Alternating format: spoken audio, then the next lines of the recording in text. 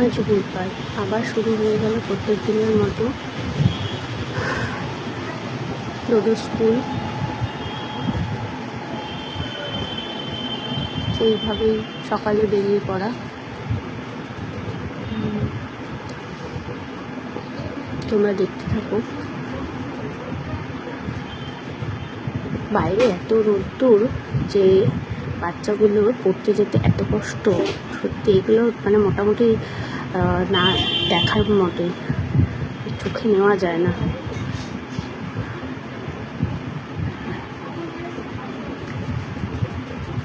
খুব তাড়াতাড়ি কেমন করে যেন ছেলেটা বড় হয়ে যাচ্ছে। দেখতে ভালো লাগলেও ছোটোবেলাটাকে মিস করি।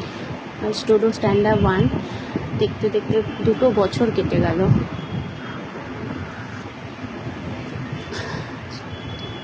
তোমরা দেখতে থাকো।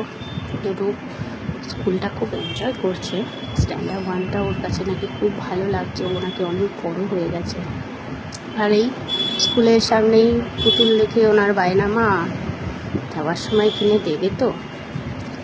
আমরাও তেমন করতাম।